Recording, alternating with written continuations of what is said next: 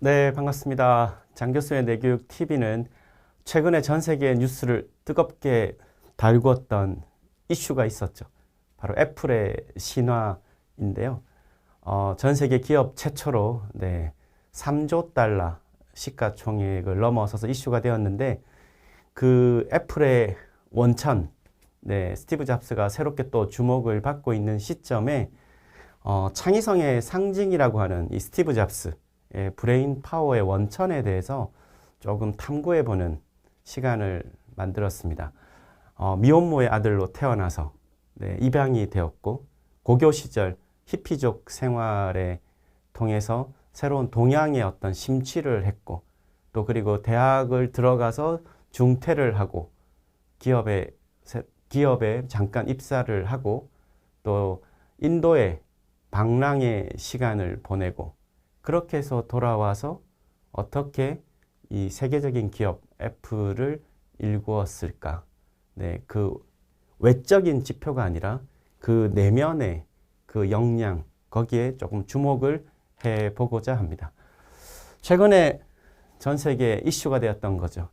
한 기업의 시가총액이 세계 5번째인가요?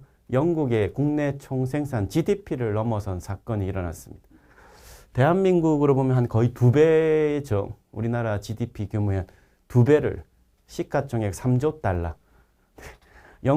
삼성전자의 시가총액은 8배 정도 아마 되겠죠. 상상할 수 없는 일이 일어났습니다. 세계 5번째 GDP를 한 기업이 넘어선다. 그 시작이 스티브 잡스의 이 남다른 상상하기 어려운 그 창의성에 있었다는 걸 사실 부인하기는 어렵습니다.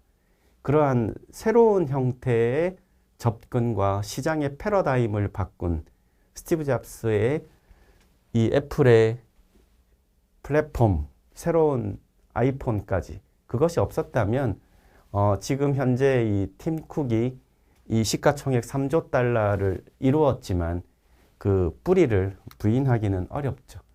과연 무엇이 이 스티브 잡스의 애플 신화의 원천이었을까요? 수식어가 굉장히 많죠. 세계 최초의 퍼스널 컴퓨터, 이 맥을 개발해서 컴퓨터 역사를 뒤바꾼 컴퓨터의 길이나란 칭호도 있고요. 너무나 유명한 아이콘 이런 클릭만으로 프로그램을 여는 컴퓨터 혁명을 일구었죠. 기존의 방식과는 전혀 다른 윈도우 형태, 그리고 세계 최초의 3D 애니메이션, 픽사, 토이스토리 다 기억하시죠? 토이스토리를 기반으로 헐리우드 애니메이션 역사를 또 바꿨습니다. 근데 여기가 참 흥미롭죠. 애플에서 쫓겨나서 있던 그 방황의 시기에 세계의 또 다른 애니메이션 역사를 읽었다는 것도 참 아이러니합니다. 그 이후로 복귀한 시점에서 또 진정한 애플의 역사를 이끌죠.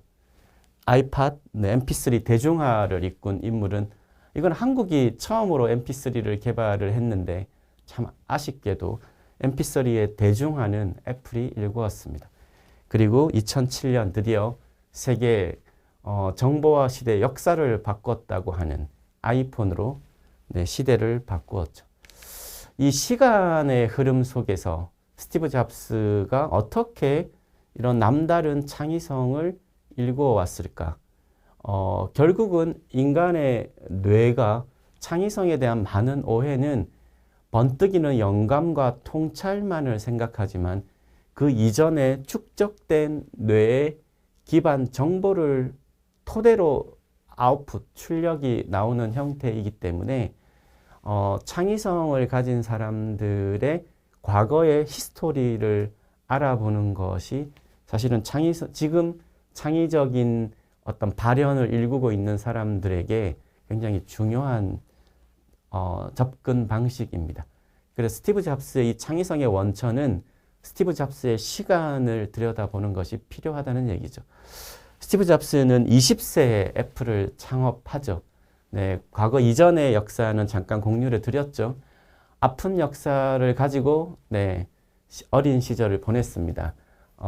입양이 되었죠. 미혼모의 아들로 태어났고 나중에 이제 그 사실을 알게 돼서 방황을 합니다.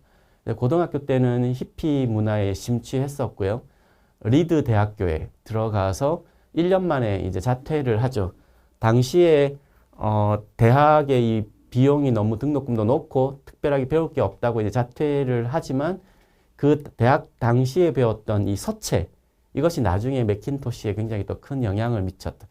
이게 자신이 꽂힌 거에 집중하는 스타일이었던 것 같습니다. 그리고 뭐 인도 여행을 한 7개월 또 갔다 옵니다. 뭔가 그 채우고자 하는 그 열망이 있었죠. 그 이후에 네, 애플, 20세의 애플을 네, 워즈니악, 세계적인 엔지니어였던 이 워즈니악과 함께 애플을 창업한 나이가 20세입니다. 20세의 나이에 창업을 해서 스티브 잡스 애플의 억만장자가 되죠. 아주 어린 젊은 나이에. 기존의 컴퓨터의 판도를 바꿨던 인물이었지만 그 아주 독선적이고 네, 아주 뭐 그런 영화에서도 많이 나오죠. 그래서 10년 만에 자신이 만든 애플에서 쫓겨나는 네, 그런 비운을 맞이합니다. 20세에 세계적인 억만장자가 되었지만 그 가졌던 독성과 아집, 자신만의 추구하는 그 스타일. 그래서 지금으로 보면 썩 좋은 어떤 리더의 성향은 아니었던 것 같아요. 하지만 그 무엇이었을까? 애플을 오늘날까지 이루게 만들었던 그 원천은 10년 만에 쫓겨난 스티브 잡스에게는 새로운 시간이 주어지죠. 잠깐의 방황이 있었지만 곧이어 이제 새로운 기업을 만들고 그 이후에 이름을 바꾼 픽사에서 세계 최초의 3D 애니메이션 토이스토리가 탄생을 하죠. 토이스토리 애니메이션 다 보셨습니까? 당시에 이 충격이란 건 어마어마했죠. 토이스토리를 비롯해서 뭐 유명한 너무 많죠. 니모를 찾아서부터 토이스토리 2. 네, 지금은 이제 아마 디즈니로 인수가 되었지만 당시 그 애플에서 쫓겨났던 스티브 잡스가 어떻게 해서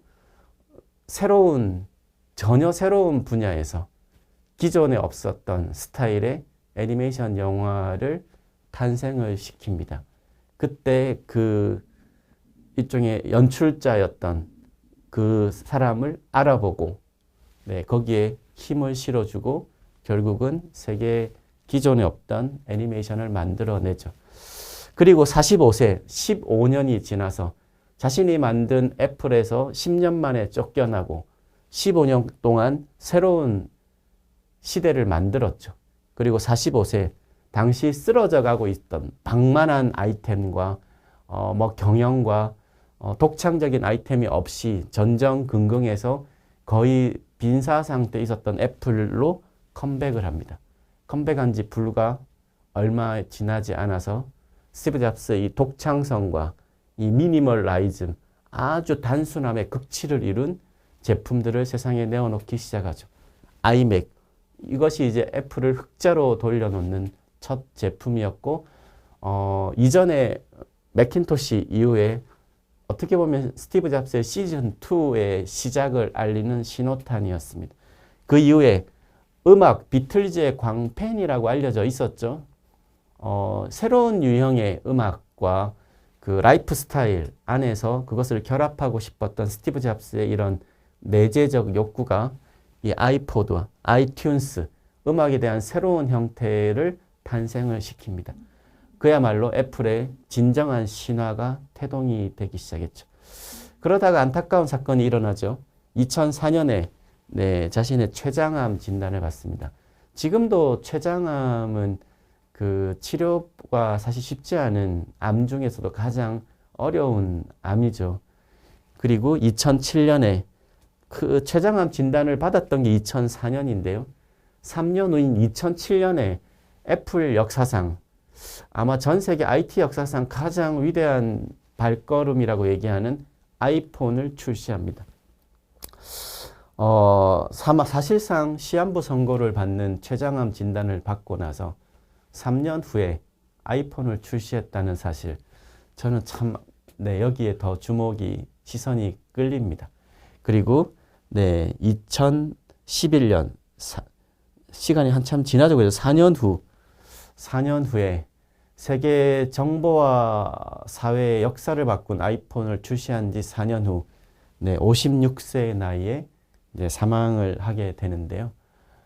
이때 만든 토대가 지금 시가총액 3조 달러 애플을 이뤘다는 것 아무도 부인하기 어렵습니다. 스티브 잡스의 이러한 독창적인 그리고 기존에 없었던 그 스타일의 변화, 네, 아주 단순한 미니멀라이즘의 극치라고 보여줬던 디자인의 미학, 거기 들어가는 서체까지 이런 것들은 과연 어디에서 왔을까요? 네, 서구의 일반적인 교육 방식에서 나온 것이었을까요? 이 아주 유명한 스탠포드대 졸업 연설, 췌장암 진단을 받은 2004년 1년 후인 스탠포드 졸업 연설이 전 세계에 엄청난 영향을 미쳤죠. 네, Stay hungry, stay foolish. 이때 그 연설 중에 이 문구를 들여다보면 스티브 잡스의 브레인 파워의 원천이 어디에서 비롯되었는지, 만약 여러분이 췌장암 진단을 받았던 그 시점이라면 과연 3년 후에 아이폰 같은 세계적인 역작을 만들어내게 했던 그 원천적인 힘은 무엇이었을까요? 그것은 외부적 이런 것이 아니라 스티브 잡스의 내면에 있는 삶의 태도, 직관, 어떤 삶에 대한 철학, 방향성이었겠죠. 이 스탠포드 졸업 연설은 그래서 의미가 있습니다. 삶의 사망 선고를 사실상 받았던 그 다음 해에 했던 연설이었기 때문이죠. 여러분의 삶은 제한되어 있습니다. 그러니 낭비하지 마십시오. 타인의 소리들이 여러분 내면의 진정한 목소리를 방해하지 못하게 하세요. 가장 중요한 것은 마음과 직관을 따르는 용기를 가지는 것입니다. 이미 마음과 직관은 당신이 진짜로 무엇을 원하는지 알고 있습니다. 가장 중요한 것은 외부가 아니라 내 안의 마음과 직관을 따르는 용기라는 것. 내면의 소리에 귀를 기울이게 하라. 네, 그리고 나의 가치를 재발견하라. 뭐 이렇게 볼 수 있을 것 같은데요. 이것의 시작은 과연 스티브 잡스의 생애 동안 어디서 왔을까요? 스티브 잡스의 브레인 파워의 원천을 상징하는 사진으로 아주 유명하죠. 네, 이거는 27세 한 사진 작가가 스티브 잡스의 집을 방문했을 때 실제 자신의 방에서 그 작가가 찍은 사진으로 알려져 있습니다. 이때 스티브 잡스는 이렇게 얘기를 합니다. 지금 나에게 필요한 것은 한 잔의 차와 조명, 그리고 음악이다.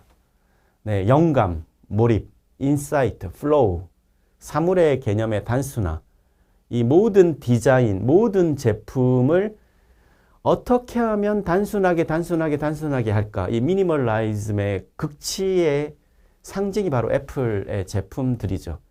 그런 걸 단순하게 만들고자 했던 그 내면의 목소리는 네, 어디서 왔을까? 이거는 서구의 사상이 아니죠. 기존 틀의 파괴와 창조, 네, 새로운 것들을 아예 뒤집는 그런 내면의 경험, 네, 그런 각성, 그런 몰입, 그것은 또 어디에서 왔을까요? 스티브 잡스의 생애에서 브레인 파워에 빼놓을 수 없는 인물이 바로 네, 이 스티브 잡스의 실제 결혼식에서 주례를 섰던 이 사진의 인물입니다. 1991년 3월에 결혼을 했던 스티브 잡스의 앞에 있는 저 스님 복장을 한 분이 네, 오타가와 고분 선사라는 일본의 젠의 마스터이죠. 스티브 잡스는 불교의 매력에 심취를 했었습니다. 네, 고등학교 때 히피 문화에 심취를 했었고 또 그래서 인도 여행을 가기도 했다고 했죠. 하지만 거기에서 그 목마름을 네, 답을 얻지는 못합니다. 그것이 바로 1974년이었죠. 그리고 인도 여행을 돌아와서 그 목마름의 그 해답을 당시 이 샌프란시스코를 기점으로 일본의 젠, 일본의 선불교가 일종의 일본의 스피리추얼 파워죠. 그것이 미국 서부 지역을 강타했던 그 시점에 네, 이 하이쿠 선언에서 이 영적인 평생의 스승이었던 네, 오타가와 고분 선사를 만나게 됩니다. 오타가와인데요. 그리고 재미나죠. 75년에 자신의 내면의 그 목마름의 답을 만났던 이 선불교의 명상, 그 이듬해 76년에 애플을 창립을 했다는 사실이죠. 당시 그런 들리는 일화에는 이 오타가 선사께 스티브 잡스가 선불교에 정진하고 싶다는 뜻을 피력을 했지만 오타가 선사가 기업과 이런 종교의 구도의 본질은 다르지 않다. 당신은 기업을 통해서 당신의 깨달음, 그 각성의 결과를 이뤄라고 했다고 알려져 있습니다. 바로 1년 후에 애플을 창립합니다. 스티브 잡스의 뇌에 미쳤던 영향을 좀 느낄 수 있는 대목 아닐까요? 네, 그리고 15년이 흘러서 91년 결혼을 하는데 주례를 선다는 거죠. 네, 계속 이어졌다는 거 아닙니까? 점과 점이 이어진 시간을 살았다는 것이고 이 시간 속에 애플의 자신의 이 동양의 어떤 아시아의 명상으로 깨달았던 그것들이 녹여나기 시작하죠. 그리고 이 오타가 고분 선사는 2002년에 선사가 사망을 하는데요. 이때까지 스티브 잡스의 영적 스승으로 모셨다고 알려져 있습니다. 오늘날 이 실리콘밸리를 주름잡는 혁신가들이 10대, 20대 때 어떤 영향을 받았을까? 그것이 성인이 되었을 때 브레인 파워로 나타나지 않겠습니까? 오늘날 실리콘밸리에 코로나가 오기 전 퇴근 시간을 없앴다는 최대 연례 컨퍼런스 위즈덤 2.0 아마 들어보셨을 텐데요. 이 위즈덤 2.0의 핵심 키도 메디테이션입니다. 세계적인 기업들, 마이크로소프트, 애플, 페이스북, 링크드인, 트위터 이런 기업들이 즐비한 이곳에서 세계에서 가장 빠르게 변화하는 이곳에서 가장 느린 외면이 아닌 내면을 성찰하고자 했던 그 배경들. 새로운 변화라는 것, 영감이라는 것, 통찰이라는 것, 그것의 본질은 결국은 내 안으로부터의 각성에서 온다는 그 이전에 60년대, 70년대부터 이어져 왔던 동양의 정신 문화의 영향이었습니다. 지금은 명상버스, 코로나 전에 굉장히 뉴스에 많이 나왔죠. 명상버스도 화제가 되었고요. 명상 앱 중에 이 캄이 유니콘 기업에 이미 등극을 했습니다. 참 아이러니한 거는 명상의 종주국은 아시아죠. 네, 그렇지 않습니까? 근데 이것은 서구에서 연구 및 활용은 서구에서 앞장서고 있다는 사실입니다. 60년대부터 서구에 이제 접목이 되면서 이 유명한 허버트 벤슨 하버드 의과대학 교수가 The Relaxation Response, 이완 반응이라는 책을 내기 시작하고 그 이후에 폭발적인 연구가 일어나고요. 90년대 들어서는 미국의 국립보건원 NIH가 이제 본격적인 연구 지원을 하고 여기 뒤에 보이는 2005년 SFN 세계 가장 큰 신경과학 커뮤니티입니다. 신경과학 학회의 연례 총회에 달라이 라마가 연설을 하면서 몸과 마음의 상호작용에 대한 이 명상에 대한 연구 결과를 발표를 하면서 심신, 몸과 마음이 분리되어 있었다고 했던 서구의 이 접근, 이 이론체계, 사상체계에 균열이 가기 시작하죠. 지금은 이 보안, 통합, 건강도 이제 통합적인 서양과 동양의 통합적 건강 차원에서 가기 때문에 NIH 홈페이지에 보면 이런 메디테이션에 대한 강조를 굉장히 많이 하고 있습니다. 비약물 치료니까요. 약물에 의존하지 않는 비약물 치료를 기반으로 자신의 내면의 심신 건강을 회복하고 이끌어낼 수 있는 또 이 자율신경계 불균형을 회복할 수 있는 거기에 이제 많이 제안을 하고 있죠. 한국은 그럼 어떠냐? 아시아의 명상의 종주국 중에 하나는 한국입니다. 다들 이제 인도를 얘기하지만 인도와 한국은 역사가 그만큼 같이 오래되었죠. 반만년의 유구한 역사를 가진 한국. 이 K 메디테이션의 연구는 아쉽지만 너무 늦게 시작되었습니다. 하지만 그래도 1990년 한국뇌과학연구원 설립을 계기로 이제 이 K 메디테이션에 대한 연구가 본격화됩니다. 국내에서는 아마 이 K 명상 국제 저널에 가장 많은 논문을 한 15편 정도 아마 될 겁니다. 가장 논문을 낸 곳이죠.